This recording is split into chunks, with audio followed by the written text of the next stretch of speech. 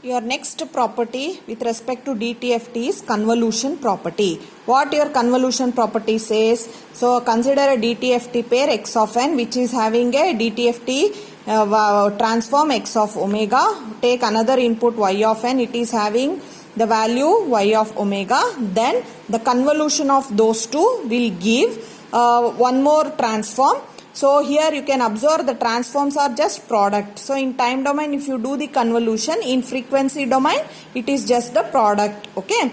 So the proof for that. So in the Fourier series also we have seen the similar property, but there the definition will be used is Fourier series definition. Here we will use the Fourier transform definition. That too here we are discussing the digital signal, discrete time Fourier transform. So write the basic definition for x and y, that is considering x of n input and y of n input. For z also we will write the basic definition. Now instead of z of n, what we have to write? The x of n convolution y of n. So here we will write the basic definition of your convolution, like x of k, h of n minus k, what we write? So instead of k, here we are using a variable L. That's it. L equals minus infinity to plus infinity, x of L, y of n minus L.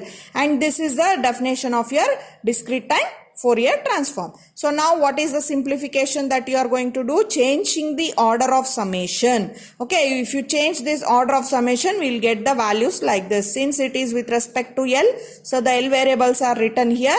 Okay, and n minus infinity to y of n minus L e to the power of minus j omega, and we have rearranged it like this. Now substituting for this, put n minus L is equal to m. So by using this small simple simplification, we can write z of omega can be written as, so y of m e to the power of minus j omega. So now instead of n, what we will write? M plus L.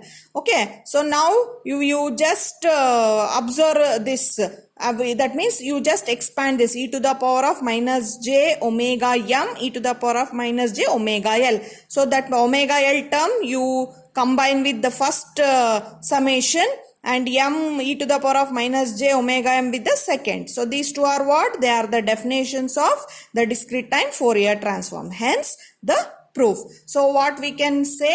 Convolution in time domain is equivalent to the multiplication in frequency domain. So the next property is just the simple one. So now we are doing modulation or multiplication. See, the definition says that again we'll take the two inputs and we'll consider the discrete time Fourier transform pairs. Now here you are doing multiplication in time domain. If you do the multiplication in time domain, then you will be getting the convolution. Since the DTFT are for discrete time, they are periodic. So the convolution we call it as periodic convolution.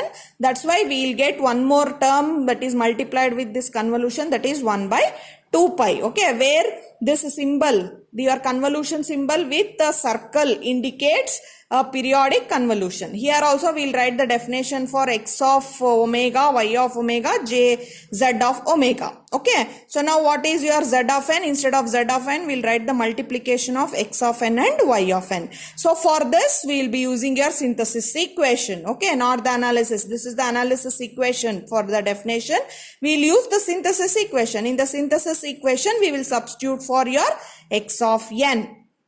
Okay, your x of n is given by what? From the synthesis, that is basic definition 1 by 2 pi. See here, for the integral we are using minus pi to plus pi x of e to the power of j beta e to the power of minus j beta n d beta. It's a beta. Okay, instead of omega here we have taken a beta, that's all. Okay, so now you substitute for x of n. So therefore we get z of omega is equal to, now instead of this x of n, we'll substitute this definition. So we'll get like this. So now what is the simplification that we have to do? Interchanging the order of integration and summation. Okay, interchanging the order of integration and summation. What we get? The simplified version. Excuse me. Okay. So the simplified version is this. So z of omega is given by, Okay, 1 by 2 pi, integrating it from minus pi to plus pi. So x of e to the power of j beta. Okay, so after changing the order of integration, so the simplified equation is like this. So now if you observe, here we are combining these two exponentials. So I'll get e to the power of j omega minus beta n d beta. This is integration with respect to the beta variable. Okay, so now if you observe this is nothing but the definition of y in terms of omega minus beta. Okay, and if you observe this definition, okay, so this is nothing but what? The definition for x of e to the power of j omega, and hence the proof.